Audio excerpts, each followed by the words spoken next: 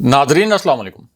Inside news के नए programme के साथ मैं हूं इब्राहिम राजा और आज हम बात करेंगे कि शहबाज शरीफ और फजलुर रहमान की गिरफ्तारी की कहानी क्या है। वज़ीर आज़म इमरान खान को किस इंटेलिजेंस रिपोर्ट पर हंगामी एक्शन करना पड़ा। Army chief general Qamar Javed Bajwa की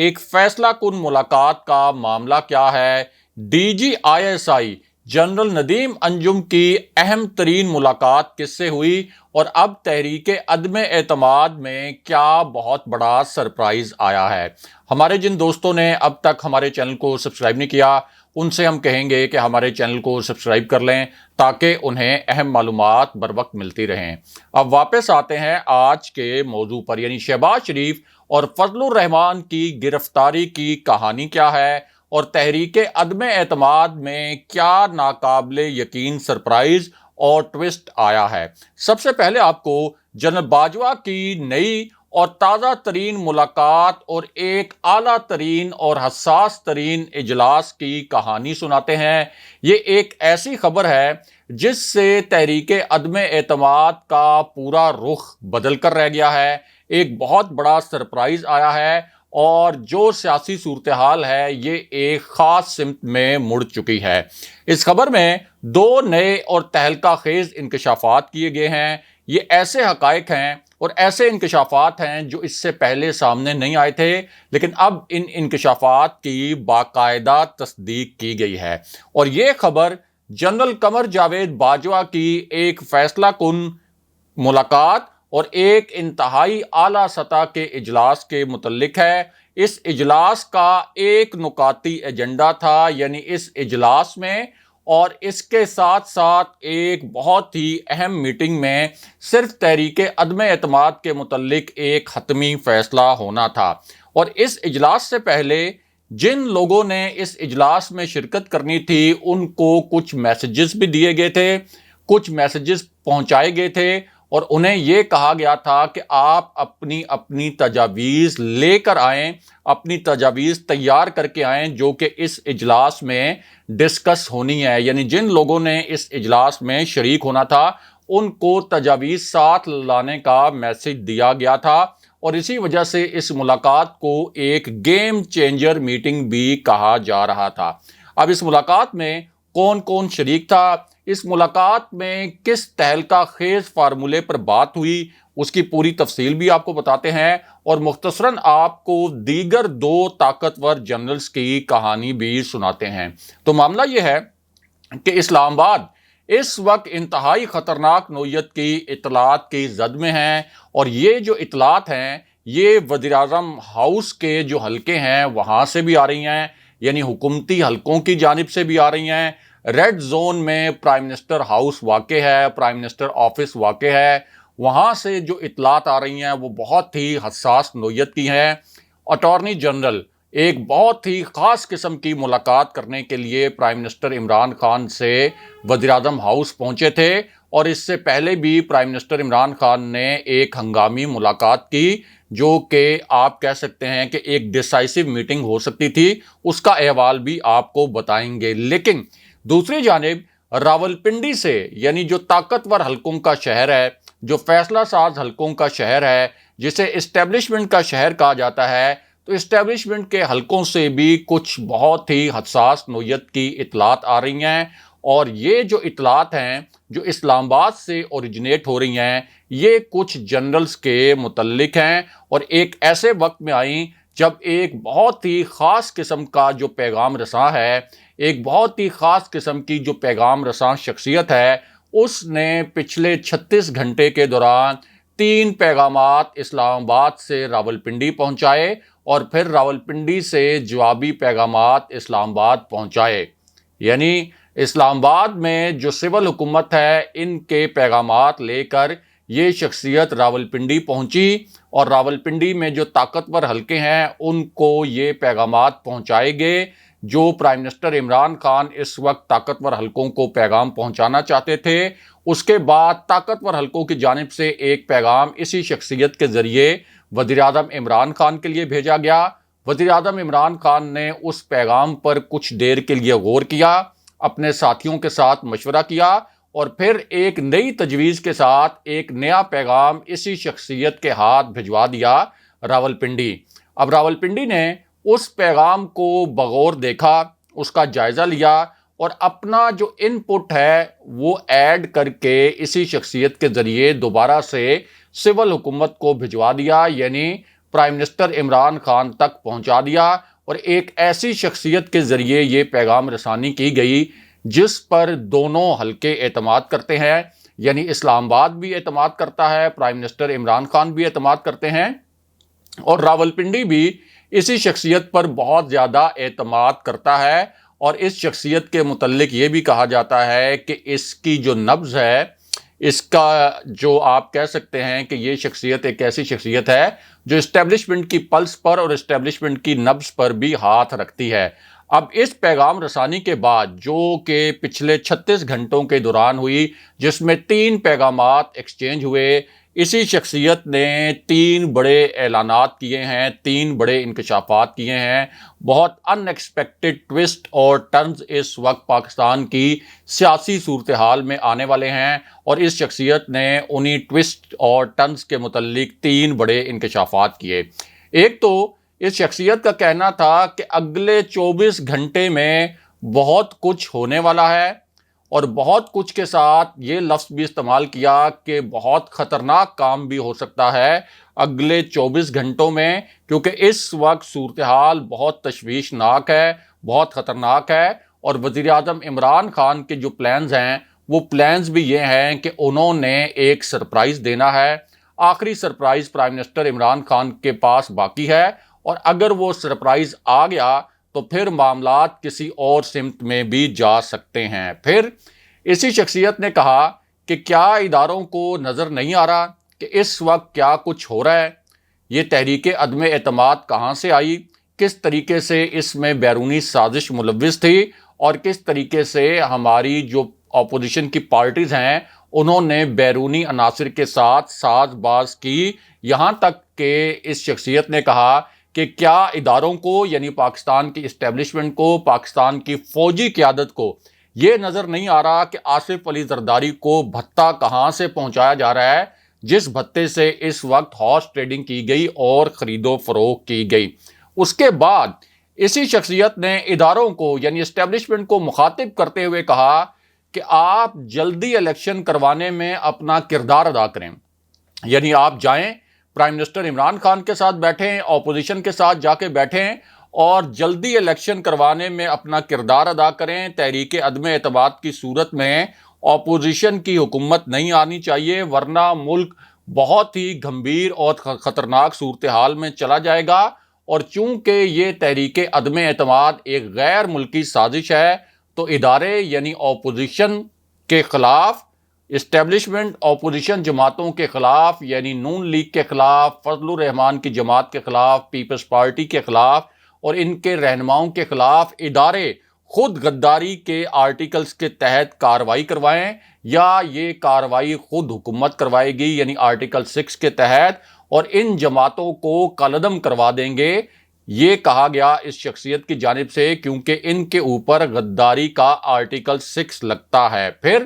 یہ بھی کہا اس شخصیت نے کہ فواد چودھری جو وزیر قانون ہیں وہ ایک سمری بنائیں، اور میں اس سمری کی منظوری دوں گا ان جماعتوں کو کالعدم قرار دینے کے لیے۔ اور یہ بھی انکشاف کیا اس شخصیت نے کہ اگر کوئی یہ سمجھ رہا ہے، یعنی اداروں کو پیغام دیتے ہوئے، کہ پرائم منسٹر عمران خان کوئی شکست تسلیم کر لیں گے، ہار مان لیں گے، تو میں تمام حلقوں کو یہ بتانا چاہتا ہوں کہ پرائم منسٹر عمران خان ایک بہت خطرناک سرپرائز تیار کر کے بیٹھے ہوئے ہیں۔ یہ جو انکشافات ہیں 3 دن کی پیغام رسانی کے بعد اب وزیر داخلہ شیخ رشید احمد نے کیے ہیں۔ بہرحال اب بات کرتے ہیں کہ 2 جنرلز کے متعلق کس قسم کی خطرناک اطلاعات آ رہی ہیں۔ اب یہ جو اطلاعات ہیں یہ ایک ایسے وقت میں آئیں جب پرائم منسٹر عمران خان کے متعلق یہ خبر آئی اور یہ تاثر دیا گیا اور پختہ تاثر دیا گیا کہ انہوں نے ایک حساس نوعیت کا فیصلہ فائنل کر لیا ہے، وہ اس فیصلے پر ڈٹ گئے ہیں۔ پرائم منسٹر عمران خان کے کچھ مشیروں نے انہیں یہ مشورہ دیا تھا کہ آپ اتنا خطرناک فیصلہ نہ کریں، اتنی حساس نوعیت کا فیصلہ نہ کریں، لیکن پرائم منسٹر عمران خان نے جب یہ دیکھا کہ ہارس ٹریڈنگ کے ذریعے ان کے آپشنز ختم کیے جا رہے ہیں اور ادارے بھی خاموش تماشائی بنے ہوئے ہیں، تو پھر کچھ حلقوں نے یہ کہا کہ اب پرائم منسٹر عمران خان نے یہ حتمی فیصلہ کر لیا ہے، اور پھر یہ بھی کہا گیا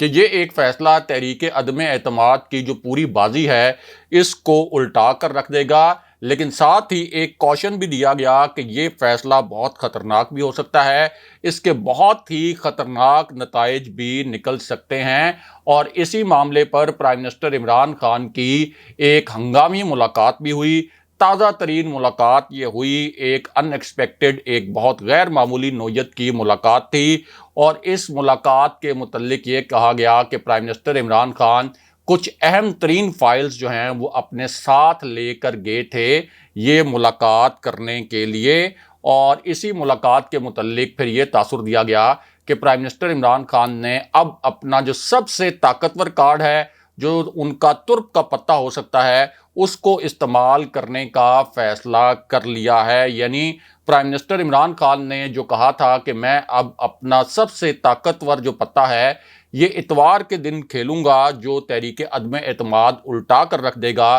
تو یہ کہا گیا کہ اب پرائم منسٹر عمران خان وہی سرپرائز دینے والے ہیں۔ اب اس ملاقات کے متعلق یہ اطلاعات بھی آئیں کہ پرائم منسٹر عمران خان نے اب ایک جو تازہ ترین ملاقات کی ہے ایوان صدر میں،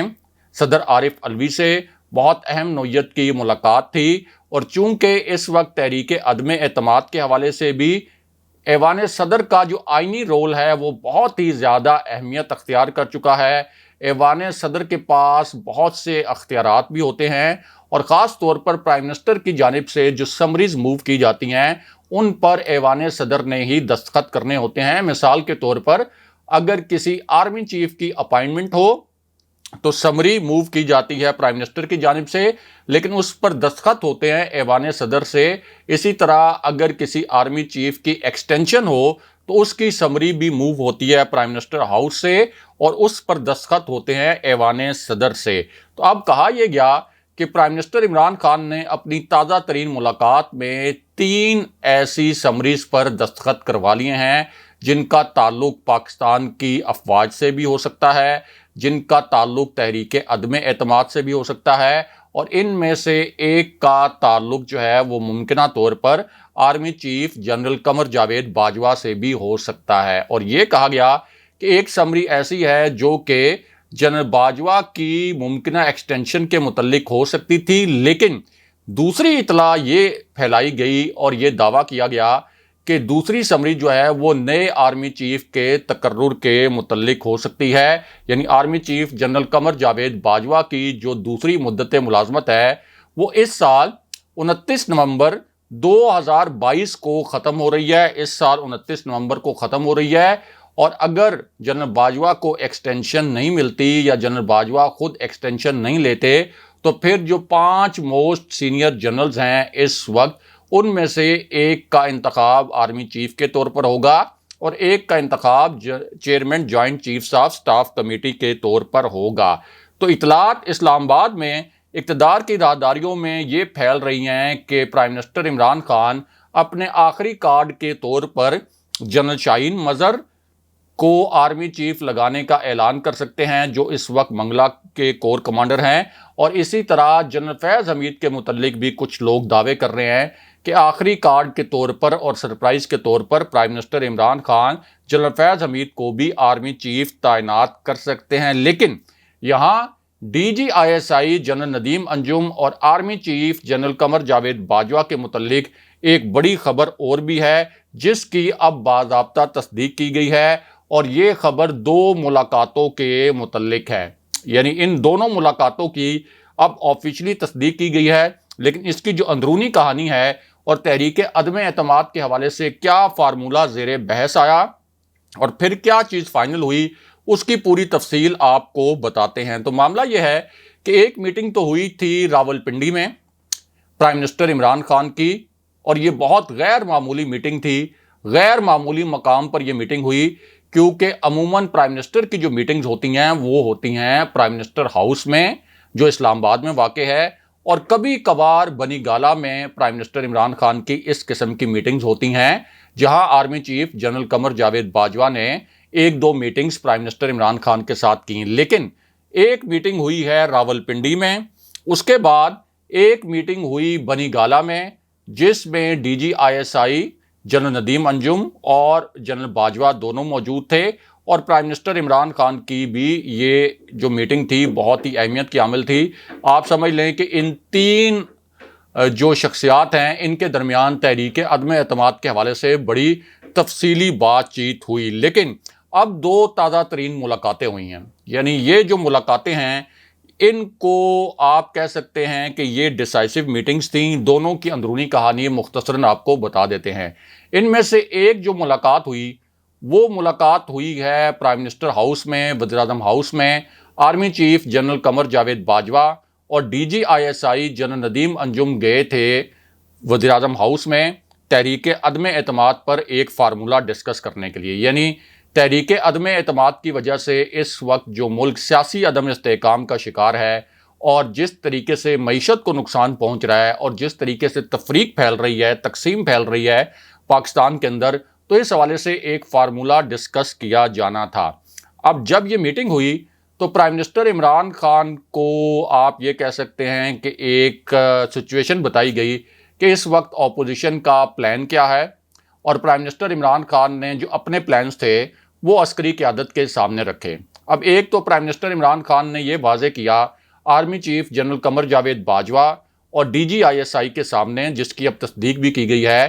کہ میں استعفے والا آپشن تو کسی بھی صورت قبول نہیں کروں گا کہ میں استعفیٰ دے دوں۔ جو آرمی ہے یعنی جنرل باجوہ اور ڈی جی آئی ایس آئی، ان کی جانب سے ایک آپشن یہ رکھا گیا کہ آپ تحریک عدم اعتماد کا سامنا کریں، اگر آپ کر سکتے ہیں، ہم نیوٹرل ہیں، آپ اگر سامنا کر سکتے ہیں اپنے ارکان کے ذریعے تو وہ سامنا کریں۔ دوسرا آپشن یہ کہا گیا کہ آپ اگر چاہیں تو استعفیٰ دے دیں، اور تیسرا آپشن یہ رکھا گیا پرائم منسٹر عمران خان کے سامنے کہ آپ ارلی الیکشن کا اعلان کر دیں، لیکن اس کے لیے ضروری ہے کہ اپوزیشن اس فارمولے کو تسلیم کر لے، اس فارمولے کو قبول کر لے، کیونکہ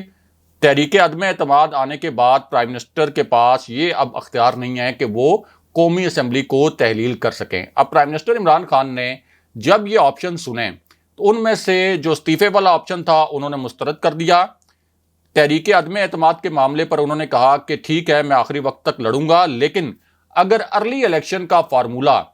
اس کے اوپر کوئی اتفاق رائے بن جائے تو پھر مجھے قبول ہے، کیونکہ پرائم منسٹر عمران خان کو یہ اطلاع مل چکی تھی کہ اگر اپوزیشن اقتدار میں آ گئی تو اس نے ساری جو پرائم منسٹر عمران خان کی حکومت میں انتخابی اصلاحات کی گئی تھی ان کو ریورس کر دینا ہے اور سارے ادارے اگلے الیکشن سے پہلے اپنے ساتھ ملا لینے ہیں۔ تو پرائم منسٹر عمران خان نے ارلی الیکشن کا جو فارمولہ تھا اس پر اتفاق کر لیا۔ اس کے بعد army chief general Qamar Javed Bajwa یہاں سے اٹھے، ڈی جی آئی ایس آئی بھی ان کے ساتھ تھے، اور اپوزیشن رہنماؤں سے پھر ملاقات ہوئی army chief general Qamar Javed Bajwa کی اور D G I S I general Nadeem Anjum کی۔ یہ مکمل طور پر ایک مصدقہ خبر ہے جس کی اب تصدیق کر دی گئی ہے۔ جنرل باجوہ نے جو پرائم منسٹر عمران خان کے سامنے تین آپشن رکھے تھے اور جو ڈی جی آئی ایس آئی بھی جس ملاقات میں موجود تھے وہی آپشن رکھ دیے اپوزیشن کے سامنے، اور یہ کہا کہ یا تو پھر پرائم منسٹر عمران خان تحریک عدم اعتماد کا مقابلہ کریں گے، وہ یہ کہہ رہے ہیں، استعفے پر وہ ڈٹ گئے ہیں کہ وہ کسی بھی صورت استعفیٰ نہیں دیں گے، ان سے استعفیٰ لیا بھی نہیں جا سکتا، اور تیسرا آپشن یہ ہے کہ آپ تحریک عدم اعتماد واپس لے لیں۔ وزیر اعظم عمران خان اسمبلی توڑنے کے حوالے سے ایک کمٹمنٹ کریں گے اور پھر جون میں بجٹ کے بعد نئے الیکشن کروا دیے جائیں گے۔ لیکن اب یہ فارمولہ تو رکھا گیا اپوزیشن کے سامنے، لیکن اپوزیشن جس کو اس وقت بیرون ملک سے سپورٹ مل رہی ہے، ایک طاقتور ملک کی سپورٹ مل رہی ہے، وزیر اعظم عمران خان یہ کہہ چکے ہیں کہ امریکہ کی سپورٹ اپوزیشن کے ساتھ ہے، تو اپوزیشن کے حوصلے اتنے بلند تھے کہ عسکری قیادت جب یہ فارمولہ ان کے پاس لے کر گئی تو اپوزیشن نے ارلی الیکشن والا فارمولہ بھی مسترد کر دیا، کیونکہ اپوزیشن چاہتی ہے کہ وہ 3 مہینے کے لیے بے شک اقتدار میں آئے لیکن وہ ضرور آئے اور ان 3 مہینوں میں وہ پی ٹی آئی کو مفلوج کر کے رکھ دے تاکہ اگلے الیکشن میں پی ٹی آئی ان کا مقابلہ کرنے کے قابل نہ رہے، اس پر مقدمات کھول دیے جائیں اور تمام انتظامی اداروں کو اپنے ساتھ ملا لیا جائے۔ لیکن دوسری جانب ایک بہت بڑا اقدام حکومت نے اب اٹھایا ہے، اور آپ یہ کہہ سکتے ہیں کہ یہ بہت ان ایکسپیکٹڈ، بہت غیر متوقع ایکشن تھا، اور یہ ایکشن جو پلان کیا گیا شہباز شریف، فضل الرحمان اور آصف علی زرداری کے خلاف۔ اور اب حکومت یہ پلان کر رہی ہے کہ ان تینوں کے خلاف آرٹیکل 6 کے تحت بغاوت کے مقدمات درج کروائے جائیں، انہیں آرٹیکل 6 کے تحت گرفتار کروایا جائے، اور دوسری جانب حکومت ایک ہنگامی اقدام کے تحت شہباز شریف اور حمزہ شہباز کی ضمانت کینسل کروانے کے لیے عدالت بھی پہنچ گئی، اور ایف آئی اے نے وہاں جا کر یہ موقف اپنایا کہ شہباز شریف کے خلاف اتنے ناقابل تردید شواہد موجود ہیں کہ ان کی ضمانت کی منسوخی بنتی ہے۔ اور پرائم منسٹر عمران خان نے، جو پھر پرائم منسٹر ہاؤس سے خبر آئی، کہ انہوں نے پھر یہ اعلان کر دیا کہ اگر یہ غیر آئینی، غیر قانونی ہتھ کنڈے جاری رہنے ہیں تو پھر میں بھی اپنا جو آخری کارڈ ہے اس کو استعمال کروں گا اور ایک بہت بڑا سرپرائز دوں گا۔ اگلے پروگرام تک کے لیے خدا حافظ۔